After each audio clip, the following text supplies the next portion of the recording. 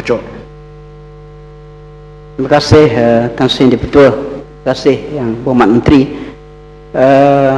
Saya ingin mendapat penjelasan daripada Berhormat Menteri.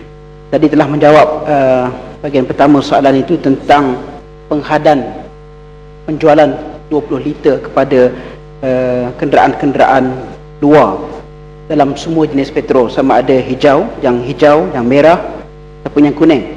Biru je tak ada. Yang hijau, merah, kuning dihadkan kepada ataupun diesel kepada 20 liter.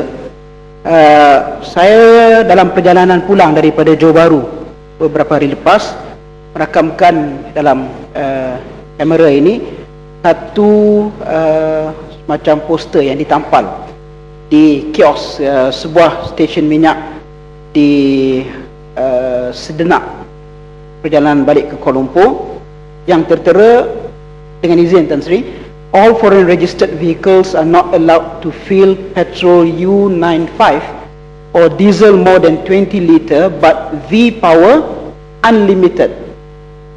Thank you from Malaysian government. Yang ditulis oleh stesen ini, yang saya tak pernah jumpa di stesen-stesen yang lain dalam sepanjang perjalanan kita daripada utara sampai ke selatan. Adakah pihak kementerian sedar akan perlakuan yang sebegini dan apakah impak dan kesannya kepada polisi yang telah ditetapkan di kerajaan? Terima kasih. Terima kasih Yang Berhormat Bacok. Kalau semua orang mengambil gambar macam ni, saya rasa lebih mudah pihak kementerian menyelesaikan masalah.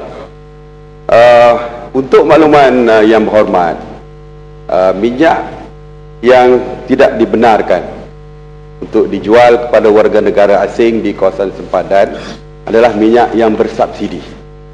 Minyak bersubsidi adalah RON 95 dengan harga RM1.80,